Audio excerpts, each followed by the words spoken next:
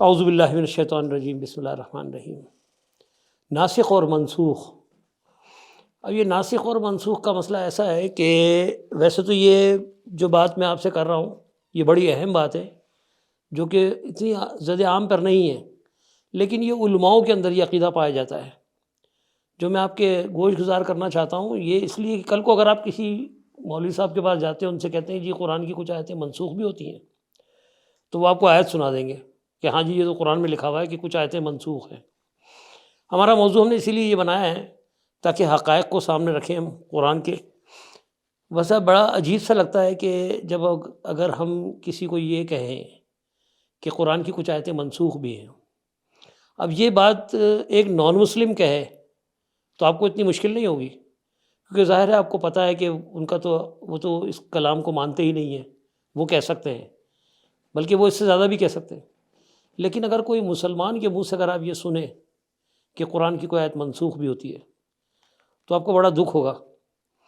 اب کیونکہ یہ عقائد کے اندر شامل ہے اور یہ عقیدے کے تحت یہ باتیں اس طرح کی جو ہے علماء ہمارے بیان کرتے ہیں، جو کہ میں سمجھتا ہوں نہیں کرنا چاہیے۔ آج ہم اس کی حقائق کے اوپر بات کریں گے اور قرآن سے دیکھیں گے کہ حقیقت کیا ہے۔ تو سب سے پہلے اس کے لیے جو آیت یہ کوٹ کرتے ہیں میں آپ کو وہ بتا دیتا ہوں کہ اگر آپ کسی سے جا کے کہیں گے نا کہ کیا ہم نے تو سنا ہے کہ قرآن کی کچھ آیتیں منسوخ بھی ہیں، تو وہ آپ کو سب سے پہلے جو حوالہ دیں گے قرآن کا، سورہ بقرہ کی آیت نمبر 106 ہے۔ اب وہ 106 کی جو آیت ہے اس میں وہ لفظ آتا ہے یہاں ما ننسخ، یعنی جو منسوخ کر دیا گیا، من آیاتن یعنی آیتوں میں سے، اور ننسہانات یا بھلا دیا، بخیر منہا او مثلہا۔ اب یہاں پر کہا جا رہا ہے کہ یعنی اگر ہم کوئی آیت جو ہے منسوخ کر دیتے ہیں یا اس کو بھلا دیتے ہیں تو اس سے بہتر یا اس جیسی مطلب لے آتے ہیں۔ اب یہ والی بات جو ہے یہ آیت ہے، یہ اس کے میں نے آپ کو لفظی ترجمہ سنایا ہے۔ اب اس کی حقیقت کیا ہے وہ ہم آپ کے سامنے کھولتے ہیں۔ اگر جب یہ آیت وہ سناتا ہے تو ظاہر ہے اب آپ وہیں خاموش ہو جائیں گے کہ جی قرآن میں لکھا ہوا ہے کہ اللہ کہہ رہا ہے کہ ہم منسوخ بھی کرتے ہیں اور اس جیسی یا اس سے بہتر پیش کر دیتے ہیں۔ جب ہم منسوخ کرتے ہیں تو اس جیسی یا اس سے بہتر آیت لے آتے ہیں۔ اس بات کو اسی حد تک نہیں رکھنا ہے، ہم نے قرآن کی پوری بات تک جانا ہے، اس کی تہہ تک جانا ہے کہ حقیقت کیا ہے۔ اب روایتوں میں جو ہے بہت کچھ مل جائے گا آپ کو، اس کے حق میں جو روایتیں ہیں اس میں تو یہاں تک ہے کہ وہ دلیل کے طور پہ لے کر آتے ہیں ایک آیت، اس میں جہاں اللہ تعالیٰ نے قرآن میں کہا ہے لا تقربوا الصلاۃ وانتم سکارا۔ یہ ساری آیتیں میں قرآن کھول کے آپ کے سامنے بھی رکھوں گا۔ تو یہ جو اللہ تعالیٰ ہم سے کہہ رہا ہے لا تقربوا الصلاۃ کہ نماز کے قریب مت جاؤ، وانتم سکارا، اب یہاں ترجمے میں آپ کو یہ ملے گا جب تم نشے کی حالت میں ہو، جبکہ سکارا جو ہے وہ شراب کا نشہ نہیں ہے۔ غنودی کو بھی سکارا، سکرت کا لفظ بھی ہے قرآن میں، اور سکارا کے اندر جانا جس طرح ایک شخص جو ہے مطلب یعنی ہے اچھا بھلا، وہ کوئی نشہ بھی نہیں کرتا لیکن دماغی طور پہ اگر وہ دماغ اس کا معاف ہو جاتا ہے تو اس کیفیت کو بھی سکارا کہتے ہیں۔ تو یعنی سکارا کی کیفیت ہوتی ہے، تو وہ نشے سے بھی ہو سکتی ہے، وہ نیند سے بھی ہو سکتی ہے، وہ غنودگی سے بھی ہو سکتی ہے، وہ ٹینشن سے بھی ہو سکتی ہے، یا کنسنٹریشن کے نہ ہونے سے بھی ہو سکتی ہے۔ اس کیفیت کو کہتے ہیں سکارا۔ لیکن اس کے ترجمے میں یہ بیان کرنا کہ نشے کی حالت میں، اب نشہ سے مراد ہم یہی لیتے ہیں کہ یعنی جس طرح شراب ہے یا چرس ہے، مطلب نشہ عموماً ہمارے ذہن میں ایک تصور یہی آتا ہے۔ اور روایت اس کے لیے جو روایت پیش کی جاتی ہے اس میں بھی یہی ہے کہ جس وقت یہ آیت اتری اس سے پہلے جو لوگ نماز پڑھتے تھے وہ شراب کی حالت میں بھی نماز پڑھتے تھے، اور جب یہ آیت آئی تو پھر مدینہ کے اندر جو ہے مدینہ کی گلیوں میں شراب بہی۔ اب یہ جو روایت پیش کر کے جس طرح سنایا جاتا ہے، تو سب سے پہلی بات تو یہ ہے کہ یہ اللہ کے اوپر ایک بہتان ہے، یعنی اللہ نے نماز پہلے اتار دی اور بعد میں اللہ کو یاد آ گیا کہ جی کہ شراب بھی منع کرنا ہے۔ ایسا نہیں ہے، جو ترتیب ہے اللہ کی وہ اللہ کی سنت نہیں بدلتی۔ تو شراب ایسا نہیں ہے کہ مسلمانوں کے دور میں ہی حرام کی گئی، اس سے پہلے بھی حرام تھی، اور صلاۃ ایسے نہیں ہے کہ صرف ہم مسلمان ہی پڑھتے ہیں، اس سے پہلے بھی تھی۔ یہ اور بات ہے کہ وہ انہوں نے اپنی شریعت کو بدل دیا اور بہت ساری چیزیں نکال دی، اور ایسا نہیں ہے مسلمانوں میں بھی آج میں آپ کو ایک دو نام میں آپ کو ابھی بھی گنا سکتا ہوں جو نماز کے قائل نہیں ہیں، جو نماز کو نہیں مانتے۔ جیسے اگر ہم شیعوں کی طرف چلے جاتے ہیں، اہل تشیع میں، تو وہاں آغا خانی ہے۔ آپ کسی آغا خانی سے ملیں اور ان سے بولے نماز، تو وہ کہتا ہے نماز تو دعا ہے۔ تو ہم نے دعا پڑھ لی، بس ہو گئی، رکوع قیام سجدے کے وہ قائل نہیں ہیں۔ اور اس بات کو شیعہ بھی مانتے ہیں، جس بنیاد پہ وہ ان کو اسلام سے خارج مانتے ہیں وہ اہل تشیع شیعیت میں شمار ہوتے ہیں ان کا، لیکن اہل تشیع بھی ان کو نہیں مانتے، صرف اسی بنیاد پہ کہ وہ صلاۃ کے منکر ہیں۔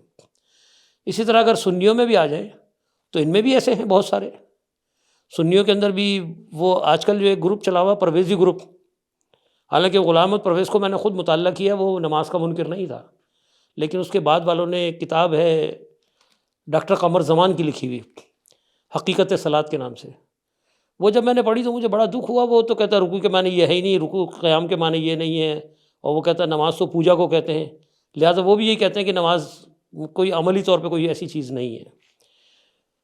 تو یہ پہلے بھی ہوتا رہا، اگر یہ ہمارے سامنے یہ 2-3 مثالیں ہیں جس سے اگر ہم غور کریں تو ہمیں آسانی سمجھ میں آ سکتا ہے کہ یہ شریعت کے ساتھ جو بھی ظلم ہوا یہ پہلے بھی ہوتا رہا، جو آج بھی ہو رہا ہے۔ تو بہرحال یہ ہے کہ یہ مسئلہ بڑا اہم ہے، اسی لیے میرے ذہن میں تھا کہ ناسخ اور منسوخ کو کھولا جائے۔ اب ہم اس آیت کو نکالتے ہیں، یہ جو میں نے آیت پڑھی تھی سورہ بقرہ کی 106، اس کو اگر میں قرآن میں نکال کے ایک ایک لفظ سے ہم پڑھ لیتے ہیں، ٹھیک ہے، اور اس کے بعد جو دلیل پیش کی جاتی ہے یعنی لا تقربوا الصلاۃ والی، اس کو بھی ہم دیکھیں گے، بلکہ اس آیت کو جب ہم پورا پڑھیں گے نا تو آگے جواب ہمیں خود مل جائے گا۔ جو میں نے آپ سے کہا تھا نا کہ وہ نشہ نہیں ہے، غنودگی کی بات ہو رہی ہے، وہ جواب بھی آپ کو مل جائے گا۔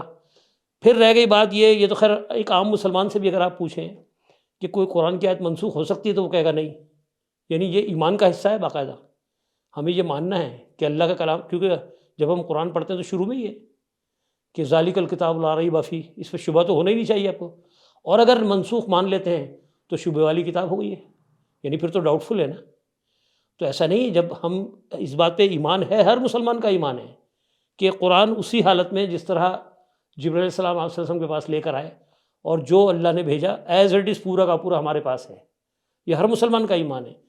لیکن یہ جو عقیدے بنا کر اور اس میں گمراہیاں نکلتی ہیں جو مسلمانوں میں پھیل رہی ہیں، تو ہمارا تو مشن یہی ہے کہ اس طرح کی جتنی باتیں آئیں گی ہم انشاءاللہ آپ کے سامنے کھول کھول کے رکھیں گے۔ تو یہ میں پہلے وہ آیت نکال لوں، ہم اس کو ایک ایک لفظ سے پڑھ لیتے ہیں، پھر جو میں نے آیت آپ کے سامنے رکھی تھی یعنی جو حوالے کے طور پہ یہ دلیل بناتے لا تقربوا الصلاۃ والی، پھر اس کے بعد ہم اس کو دیکھیں گے۔ یہ سورہ بقرہ آیت نمبر 106، پہلے یہ نکال لیتے ہیں ہم۔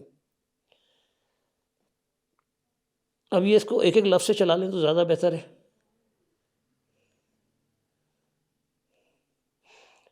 اب دیکھیں میں یہاں سے پڑھنا شروع کرتا ہوں۔ ماں کا مطلب تو ہو گیا جو بھی، ٹھیک ہے، یہ حرف میں آتا ہے۔ اب یہ رمضانوں میں ہم سلسلہ شروع کرنے والے ہیں ٹرانسلیشن کا، اس میں آپ کو یہ سب بتائیں گے کس طرح ہوتا ہے۔ اب یہ ننسخ یعنی ہم منسوخ کرتے ہیں، اللہ تعالیٰ کہہ رہا ہے۔ من مطلب سے ہو گیا، پھر آگے لکھا ہے آیتن، یعنی اب یہ دو زبر دو زیر کا مطلب واحد کے لیے ہوتا ہے، یعنی کوئی آیت، ایک آیت بھی ہو سکتا ہے، کوئی آیت بھی ہو سکتا ہے۔ جب ہم منسوخ کرتے ہیں کوئی آیت یعنی کسی آیت کو ہم منسوخ کرتے ہیں، او کا مطلب ہو گیا یا او ننسیہا، ننسیہا کا مطلب یہ اس کا روٹ ہے یعنی نسا کہتے ہیں بھلانے کو، ننسیہا ہم بھلوا دیتے ہیں اس کو، ٹھیک ہے۔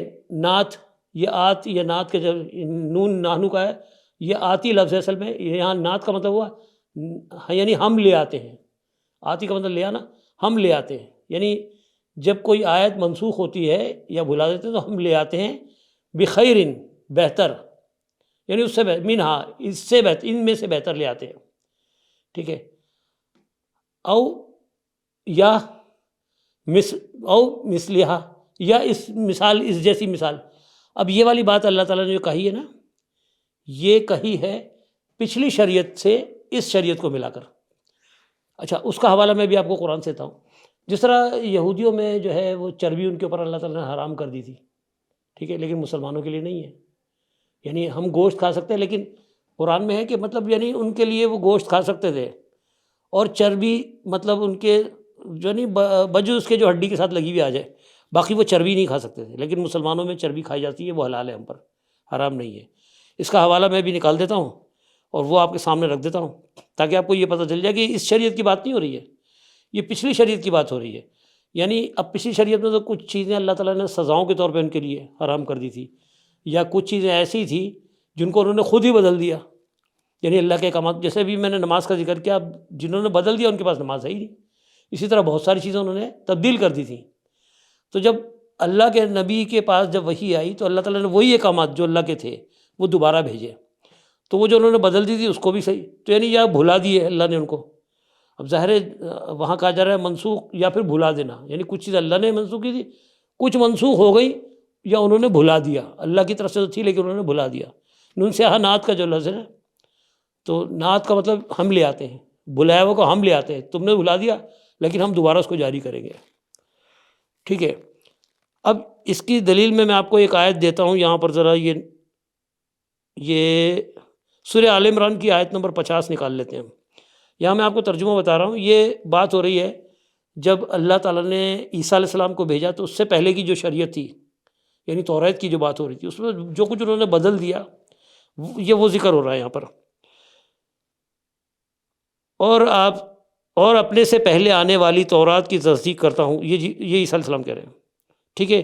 اس لیے بھیجا گیا ہوں تاکہ میں تمہارے لیے بعض ایسی چیزیں حلال کر دوں جو تم پر حرام کر دی گئی تھیں، اور میں تمہارے پاس ایک نشانی لایا ہوں تمہارے رب کی طرف سے، تو اللہ سے ڈرو اور میری اطاعت کرو. اب یہ جو کہا جا رہا ہے، باقاعدہ نام لکھا ہوا ہے تورات. یعنی جب انجیل آئی تو تورات کی بہت ساری چیزیں جو تھیں وہ زبردستی کے قانون انہوں نے بنا لیے تھے، ان میں وہ بھی شامل ہے، یا کچھ سزا کے طور پہ اللہ تعالیٰ نے ان کے لیے حرام کر دیا تھا. جیسے سیٹرڈے کا شکار ان کے لیے منع تھا لیکن اب ہمارے لیے نہیں ہے. یا عیسیٰ علیہ السلام جب آئے تو اس کا مطلب ہے وہ جو چیزیں اللہ تعالیٰ نے پہ رکھی ہوئی تھی وہ بین ہٹ گئے. تو یہ وہ والی بات ہو رہی ہے. اب دیکھیں کتنا کلیئر ہے کہ یہاں پر یہ منسوخ کی بات ہی چل رہی ہے یہاں، لیکن ذکر کیا ہو رہا ہے کہ لے کر کون آ رہا ہے؟ عیسیٰ علیہ السلام تصدیق کر رہے ہیں. اور کس کی کر رہے ہیں تصدیق؟ پچھلی کتاب کی، پچھلی شریعت کی بات کر رہے ہیں. یہاں باقاعدہ مصدق لما بین یدی، یعنی میں تصدیق کرتا ہوں بین یدی جو میرے ہاتھوں میں ہے، من التورات یہ لکھا ہوا ہے. اب اللہ کے نبی ہو کے وہ یہ کہہ رہے ہیں کہ میں تورات کے بارے میں جو اللہ تعالیٰ کے نبی، اللہ کے نبی بتا رہے ہیں لوگوں کو کہ میں تصدیق کرتا ہوں تورات کی. ٹھیک ہے. اور یہ اس کے اندر جو بھی تھا الذی حرم علیکم، اب جو تم پر حرام کر دیا گیا والی بات ہے. تو یہ آیت اگر آپ کھول کے دیکھیں گے، یہ سورہ آل عمران کی آیت نمبر 50 ہے. یہ قرآن کھولیں اور آپ اس کا مطالعہ کریں، جو میں نے آپ کو ترجمہ بتایا آپ خود کھول کے دیکھیں. تو یعنی یہ پچھلی شریعت کی بات ہو رہی ہے اگلی شریعت کے آنے کے بعد. یہ میں نے اسی لیے قرآن سے کھول کے دکھا دیا تاکہ آپ کو اور کلیئر ہو جائے کہ قرآن میں کوئی آیت منسوخ نہیں ہے. ہمارے لیے سب جو ہے وہی ہے جو اللہ کے نے ہمیں دی ہے، وہی آیتیں ہمارے پاس ہیں، کوئی بھی منسوخ نہیں ہے اس میں. لیکن یہ کہنا کہ آیت منسوخ ہوتی ہے اور اس کو حوالہ بنانا اور یہ دکھانا کہ جی جس طرح اس کے لیے حوالے کے لیے ایک قرآن کی آیت ہی دے رہے ہیں اور وہاں کہہ رہے ہیں کہ جی وہ اس آیت میں یہ ہے کہ شراب پی جاتی تھی، تو کوئی شراب نہیں پیتا تھا. یہ سب قیاس ہے اور یہ جھوٹی باتیں، من گھڑت باتیں، روایتی باتیں ہیں. ان پہ کان نہ دھریں. بلکہ میں اس آیت کی وضاحت میں آپ کو ایک آیت اور دے دیتا ہوں. یہ یا ایھا الذین آمنوا لا تقربوا الصلاۃ وانتم سکارا. اب یہ جو لکھا ہوا ہے کہ نماز کے قریب نہ جاؤ جب تم سکارا کی کیفیت میں ہو، حتیٰ تعلموا ما تقولون. یہ ہے جی جواب. حتیٰ یہاں تک کہ تعلمون، تمہیں علم ہو، ما تقولون جو تم کہہ رہے ہو اس کا. اب میں اس کی ایک چھوٹی سی مثال دے دیتا ہوں آپ کو. فرض کریں کہ فجر کی نماز.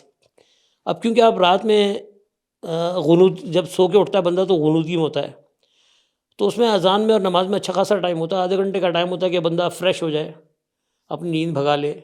اور مطلب اگر فوراً آپ اذان پہ اٹھ جاتے ہیں اور فریش ہو جاتے ہیں تو آپ کو اتنا ٹائم ہوتا ہے کہ آپ مسجد میں بالکل فریش حالت میں جا سکتے ہیں، اور جب تلاوت ہو رہی ہوگی تو آپ کا ذہن اس طرف رہے گا. اور دوسری صورت میں کیا ہوتا ہے کہ جی اذان ہو رہی ہے اور میں سو رہا ہوں، اچانک میں دیکھتا ہوں کہ ابھی تو بہت ٹائم ہے اور میں لیٹ جاتا ہوں، اور جب میں دیکھتا ہوں 2 منٹ رہ گئے اور میں فوراً اٹھتا ہوں، فٹافٹ ہبڑ دھبڑ وضو کیا اور مسجد چلا گیا. اب وہاں ہوگا کہ میں یہ سکارا کی کنڈیشن بن جائے گی.